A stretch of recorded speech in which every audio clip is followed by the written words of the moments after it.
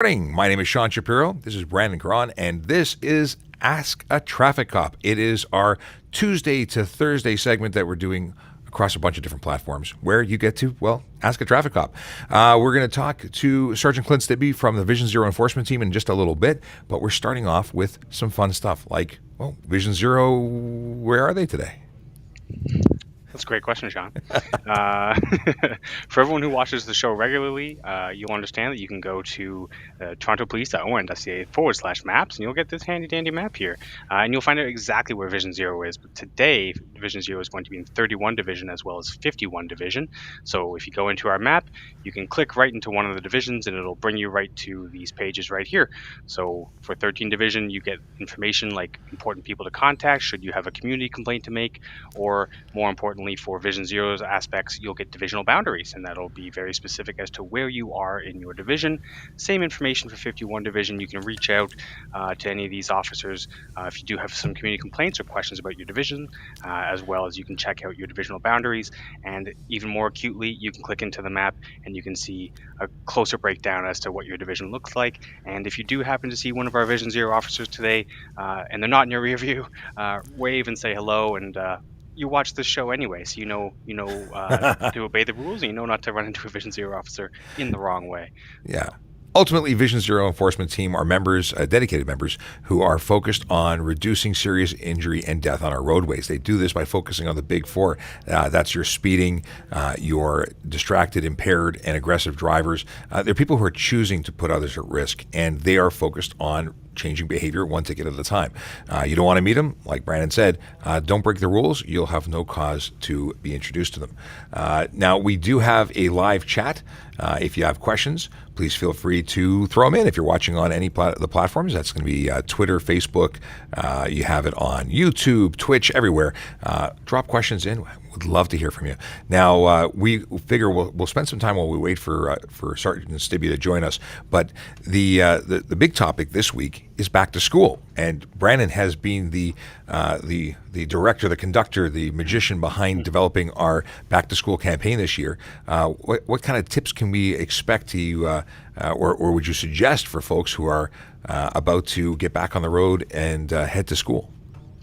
Well, it's been a strange last couple of years, and we understand, the Toronto Police understands that there's going to be some changes that occur. There's going to be a larger number of people on the road. There's going to be a larger number of people on the road who are more vulnerable road users, children. They don't exactly pay attention to the road rules the same way we do, so we need to pay extra special attention, particularly when we enter those community safety zones or school safety zones, because there's going to be a lot of little ones running around, and it's very much our responsibility as a community to come together and make sure that we observe these areas and we're a little extra safe within them. We don't conduct any of those big four behaviors: no speeding, no aggressive driving, distracted driving, impaired driving, certainly not at any time, but certainly not within the school zones as that comes up. Yeah, there's even more than that. Like when you're in and around a school zone, parking becomes an issue. You know, you want to drop off your little one, and we talk about back to school. It does apply to everyone. We know universities are back today in this week, but it's our vulnerable road users, our most vulnerable road users, our little ones that we're most concerned about because they can do some unpredictable things. And when parents are busy dropping them off, sometimes they do some unpredictable things, like stopping their car in areas that they shouldn't be parking to be able to drop off their little ones.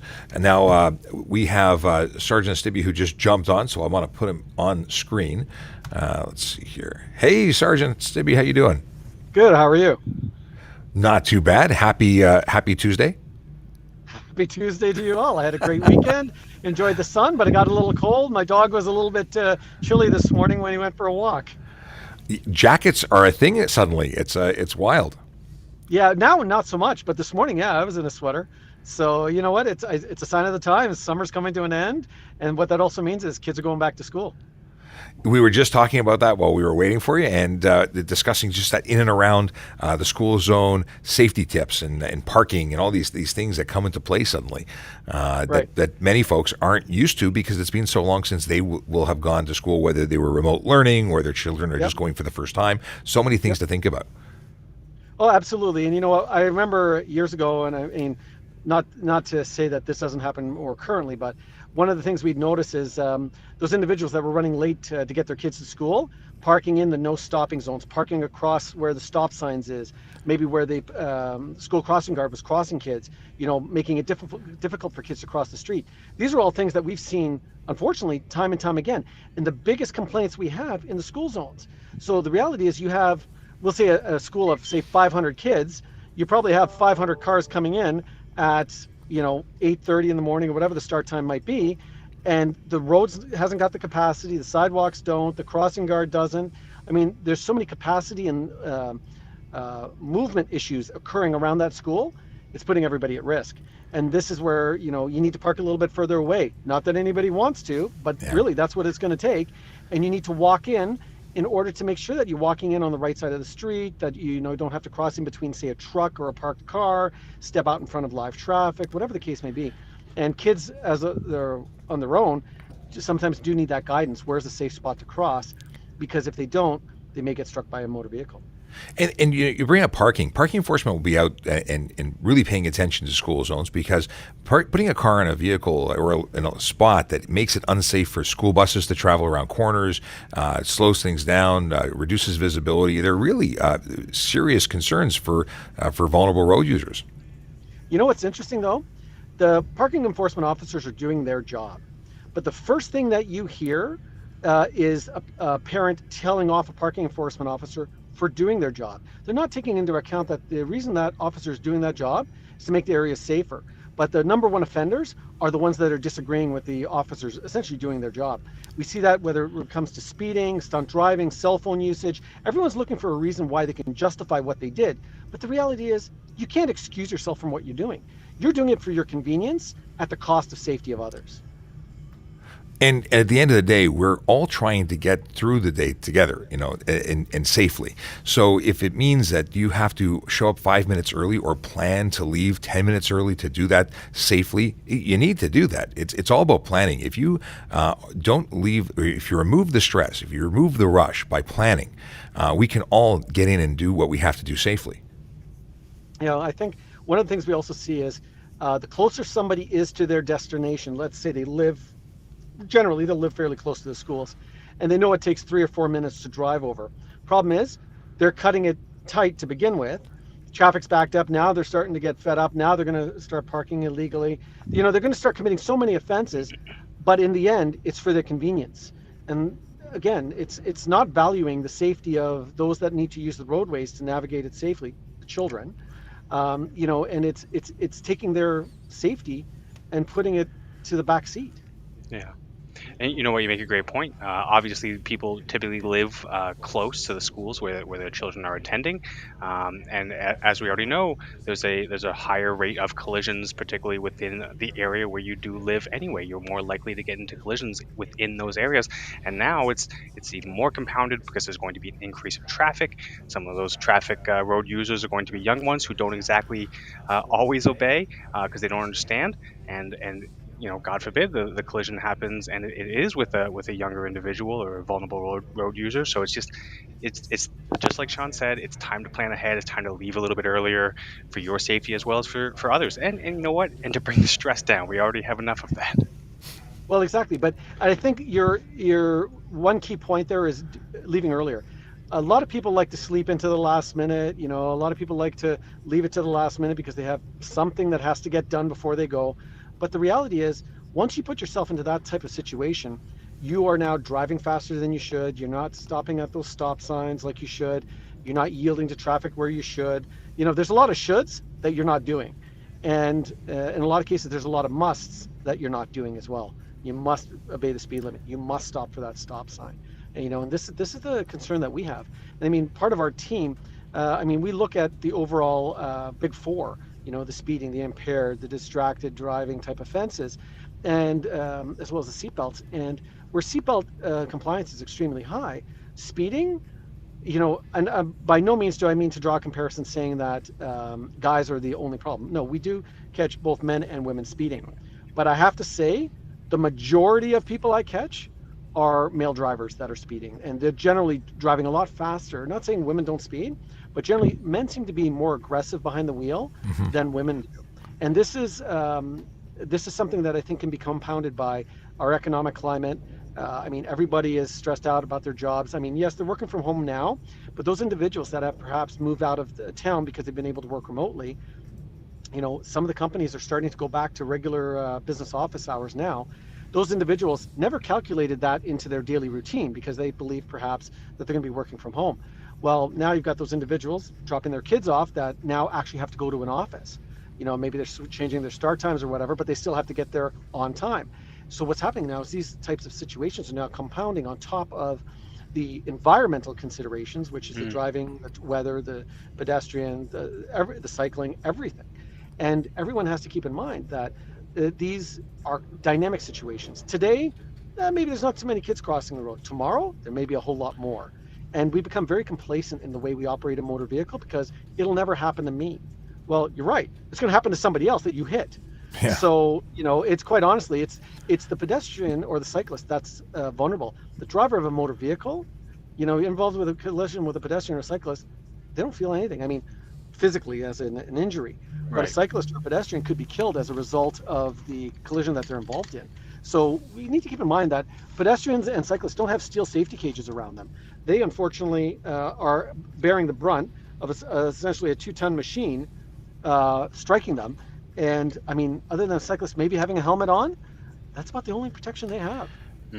Circling back, because we keep coming to it, and it's really important, is this concept of planning. So you've given yourself the 5 minutes because it's just 5 minutes down the road. You're not taking into consideration traffic, which is a full season here. And then what happens if there's a collision? If somebody else who made a poor decision has now created a delay because of their collision, now you are in a stressful panic situation. You're going to be late. It's already determined you're late because you left too late. But now you have stress and you start making really bad choices, and those bad choices could result in yet another collision. And our goal here is not to do anything other than to make our roads safer. We want people to get to school and work and everywhere safely. So if you're starting from a new route and going to school is going to be a little different this year for you, plan ahead. Drive it when it's not busy. Know your roads, know the paths and your options, and then add time. Factor in a buffer for what you can predict will probably be going wrong on your day. And that way you can have stress-free. What was interesting is I had a conversation with an officer in our unit, and he actually phrased it, I think, very, very well. He says, the closer you live, the less time you have. He says, people cut because they cut themselves so close on time.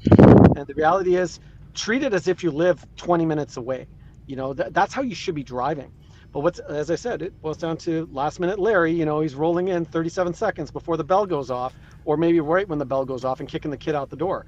These are the challenges that unfortunately are increasing the number of pedestrians and cyclists we're having struck in the city.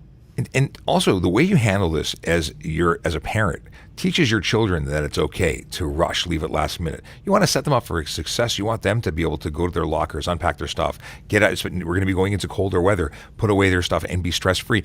What I think a lot of folks aren't considering is the negative impact once their child gets into class. If they're the last ones into class, are they going to be pointed out as being late? What kind of negative impact is it going to be on their day? It's more than just getting to school. It's setting up your child for success for the rest of the day and for the rest of their life. In our at the police college, I'll never forget, and we've talked about this in previous episodes. We were always taught that early is on time is late, and late is unacceptable. So I like being somewhere 30 minutes late. Early. I don't like it being anywhere late. I like to be places 30 minutes early. I'd rather be able to check my email and be the first person there, definitely, than being the last person there. And if something should happen that delays me, then I'm just on time.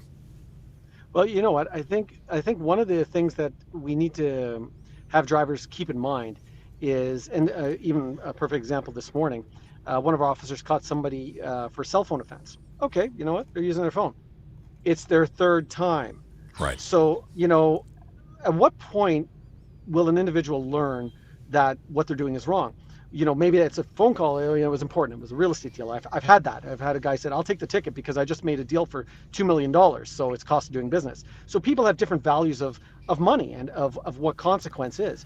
But what we need to keep in mind, and not us, but the drivers that we stop, if you get a ticket, 0 points, 2 points, 3 points, 4, 6, 7, whatever the case may be, any one of those tickets will affect your insurance rates, and it will be for years.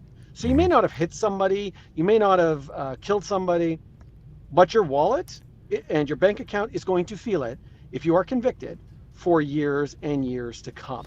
So the easiest way to save yourself money, reduce your stress, leave earlier. Give yourself that extra bit of time, because what happens, it automatically scales down or reduces the rate of speed at which you travel, and at the same time puts you in a position where you're not going to be facing essentially a fine, not just from the courts, but from your insurance company for what you did wrong. And a lot of individuals don't realize that. Well, it's no points, it's okay. Really? Have you ever filled out an insurance application online? How many 0-point tickets do you have? You answer more than 2, they're not even going to talk to you. But you answer even more than 1, you're looking at surcharges on your policy. Major convictions, depending on what it is up to a 25% surcharge. Wow. And it's compounded.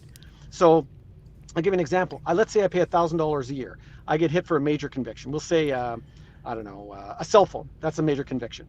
What we're looking at then is a 25% surcharge on the 1,000. So it's now a $1,250 insurance policy.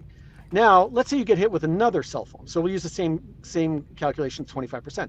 It's not 25% of 1,000 anymore. It's 25% of 1,250, and so on and so on. So you want to talk about criminal interest rates? Talk about insurance on your car, because if you get caught for multiple offenses, your chances of going from a $1,000 a year policy to a $5,000 or $6,000 a year policy is entirely possible. The highest I've ever seen, and the person was paying it, was $13,000 a year. And I turned to him and I said, "Take a taxi. It's cheaper." Yeah, no kidding. He goes, "Yeah, but it's not as convenient." And he's totally right. So, but the end result was, I still don't know to this day why he was paying $13,000, because he had no driver history that had any sort of convictions. He was driving a Honda Civic. I'll never forget. It was a yellow one, and he was young. That was it. But even when I called the insurance company, I laughed. I said, "Yeah, as if he's paying it." And she's like, "You'll never believe this. He is." You're talking, what, $1,200 a month in insurance? It's wild. And yeah, but that's somebody that young, driving a Honda with no driving convictions, because I remember the vehicle stop. But I've seen other individuals with 2 or 3 convictions now paying $5,000 and $6,000 a year. Wow. So you just have to keep in mind that we're talking road safety, we're talking saving lives, but you might want to talk about saving some money as well, because you tell me how many people could handle, let's say, okay, use $1,000 for a good driver with not a high risk car. So you're paying what, about $90 a month, give or take? But can you imagine now it goes to $500 or $600 a month? How many people have the capability to pay $500 or $600 a month minimum more on their insurance? I got news for you. Most people are living paycheck to paycheck. You drop another $500 fine on them, or not fine, but payment on them, they can't handle it.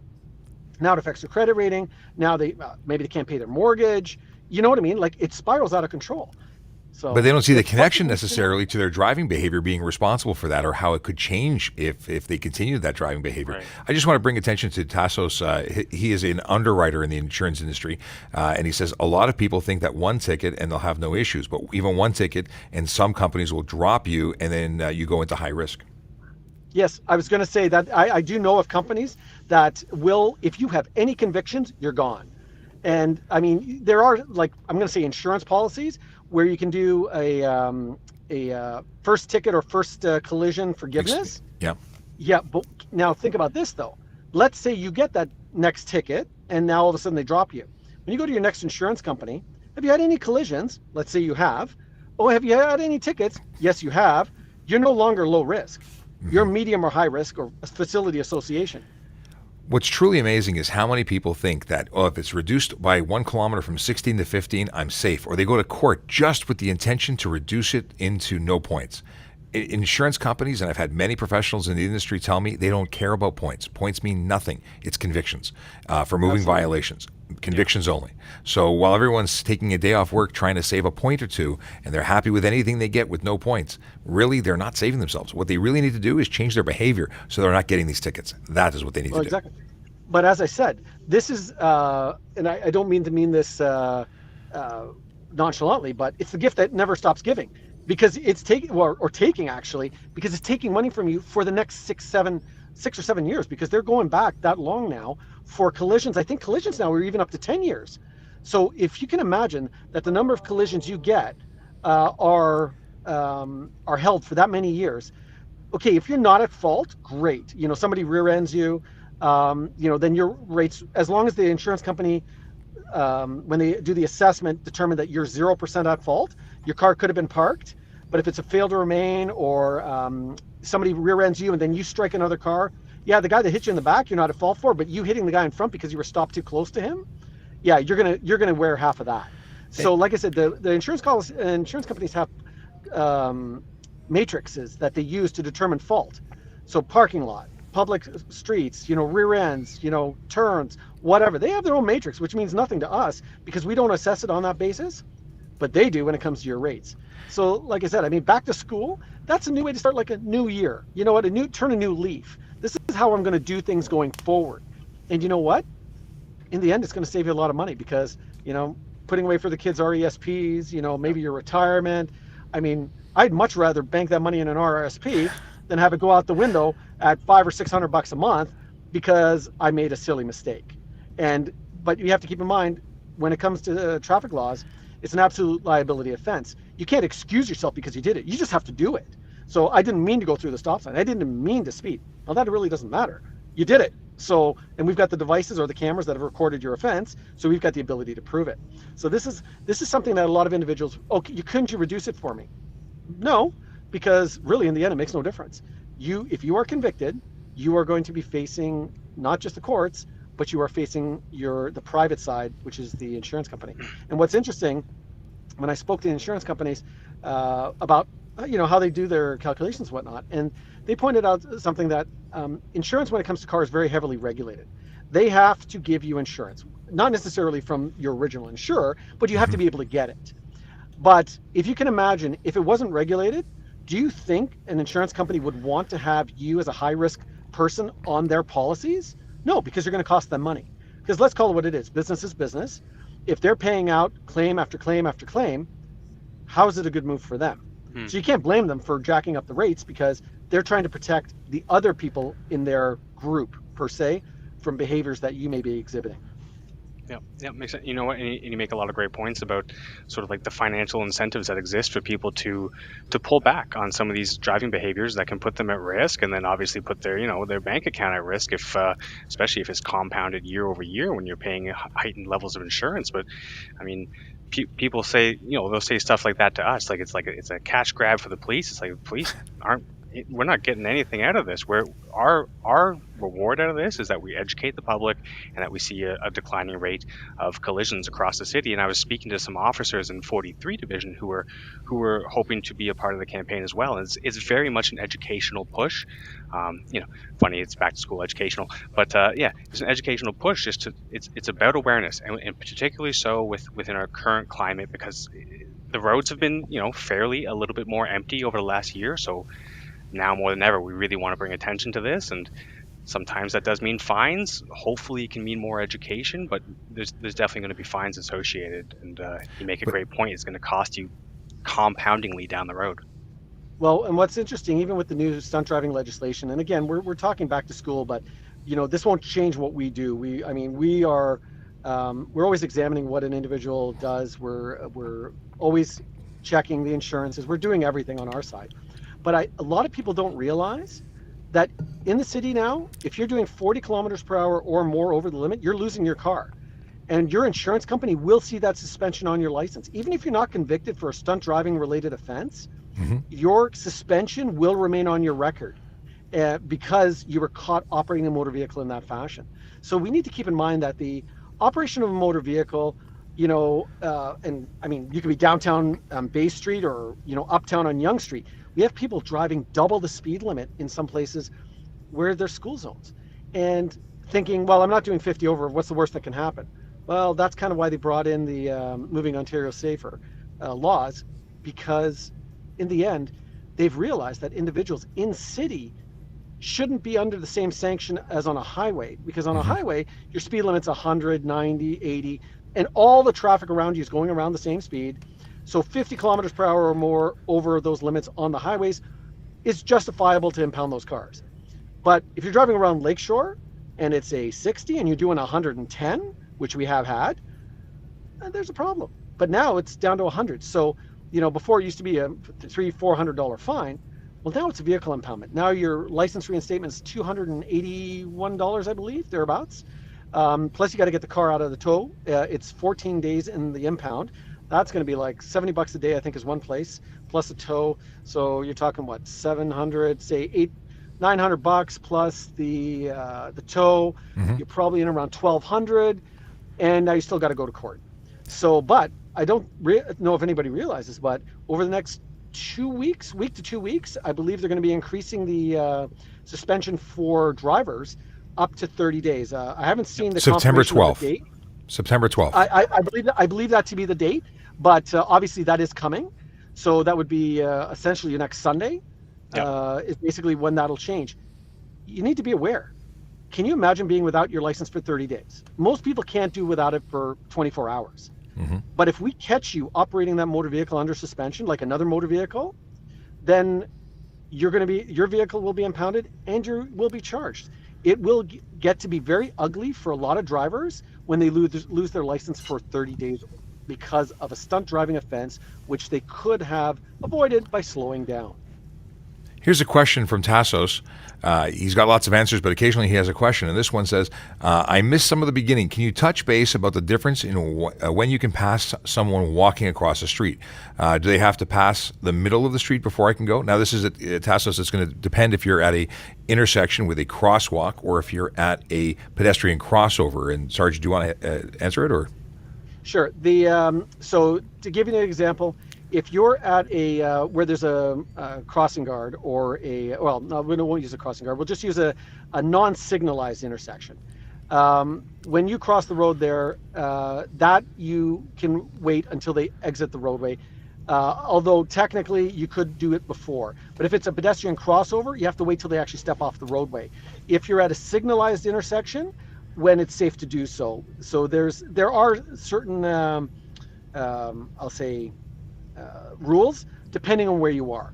So one answer doesn't fit everything. You actually have to be in the proper, I guess we'll say, frame of mind for where you are. So basically where there's a stop sign, when they've crossed to the other side of the street, then you can make that turn because there's no law that prevents you from doing that. But a pedestrian crossover, the one with the yellow lights in the middle of the street, you have to wait till they exit the roadway onto the sidewalk.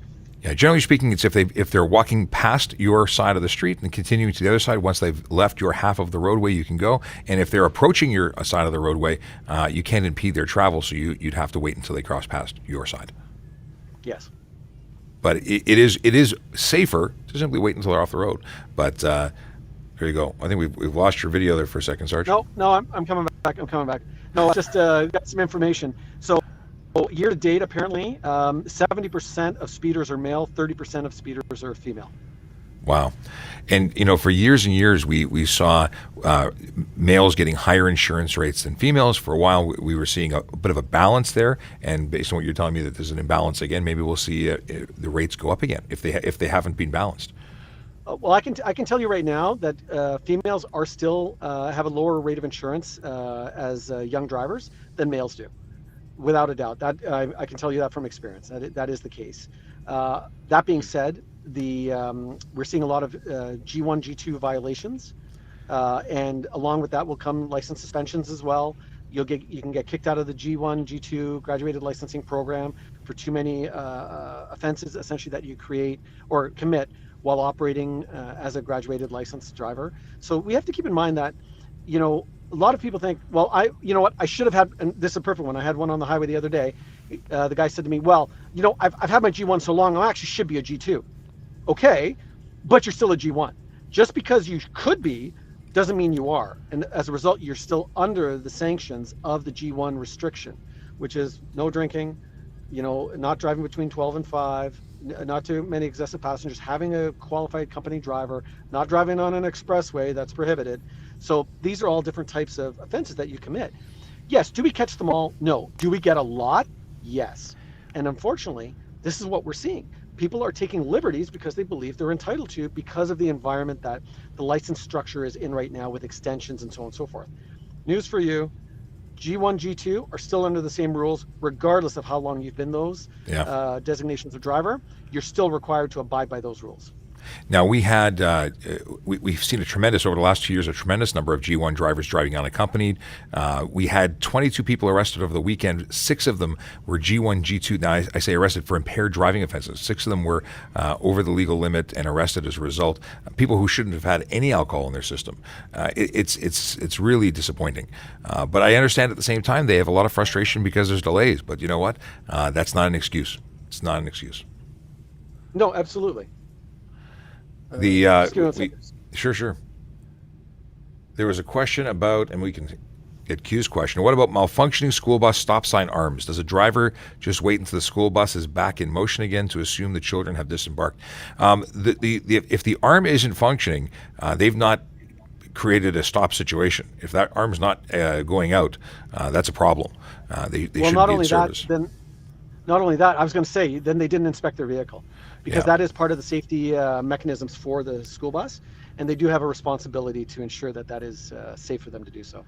So if it's not working, that bus shouldn't be in service. If you see that, I'd be calling the bus company. Absolutely. Because they're putting those children at risk. Absolutely. Fantastic. Well, there's so much coming. We've got a lot of great stuff happening. And Rob Baker wants to know, how is traffic enforcement going to change during school week, which is something I was just going to touch on. You can expect to see a higher than average enforcement initiative during back to school. We have a campaign running. What are the dates for the campaign, Brandon? September 9th to the 19th. And that's just the education and enforcement increase. That's not to say that we're not always looking near school zones. There's also the automated speed enforcement and stop sign equipment that the City of Toronto has out. Police, parking, and our folks will be all over the city doing things that they normally do, and then there'll be a group who are focused on the school area to help it all start off smoothly. At the end of the day, getting everyone to play as a team. We're all trying to get to where we have to go safely. Let's see here. Big Jeff had a comment and says, I wonder if any of these G drivers waiting for G2 test dates are aware of the waiting period needed between G2 and full G, and if they have enough time to book before the 5-year mark. Jeff brings up a good point, and I'll just touch on the fact that if you have a G1 or a G2 that is expiring anytime from March 1st, 2020 up until December 31st, 2022, you are covered under that wing. You're extended until December 31st, 2022. So you need to get your complete your G process, your graduated system by then. And all these folks who are violating whatever their conditions are, first violation comes with a 30-day suspension, second a 90-day suspension, and as Sergeant Stibbe mentioned earlier, on your third, you can in fact be ejected from the program, the graduate licensing program. You would lose all time and all money. So if you are a G2 and you break a condition your third time, you'll go back to having to reapply as a G1 and start your clock from zero. You'd have no time on your benefit. So lots of stuff going on. Okay. Apparently we answered something incorrectly to Q. Q's talking about a G1, not a G. All right, we've moved past that. Sarge, any words before we sign off, because we're going to have to wrap it up. We've been great, lots of information. Thank you. I really appreciate you joining us today, and we'll be back again tomorrow. Tomorrow we're talking Vision Zero from a different perspective. We have Shada from the City of Toronto who's joining us tomorrow, and she is the Vision Zero. Do I call her the Queen of Vision Zero? I don't know if that's appropriate, but she'll be talking about all sorts of initiatives in the City of Toronto, Vision Zero related, some pilot projects that are in place, and we'll have more on that tomorrow. So we're looking forward to being joined by her then. And Brandon, anything before we go? No, just a reminder for everyone to slow down, drive safe, and make sure you're stopping at all signalized intersections, especially in school safety zones. And I was just going to say, the only thing I have to say is, don't expect it to be marked police vehicles that are doing this type of enforcement. Our teams are equipped with unmarked vehicles, fully equipped with radars, laser you name it, cameras, we've got it all. So just because you don't see us doesn't mean we're not there. So honestly, take it down a notch, slow it down. Think of the kids. He's really. trying to save you money, folks. He doesn't want you to pay exorbitant amounts of insurance. This is all because he's a kind person. Yes, exactly.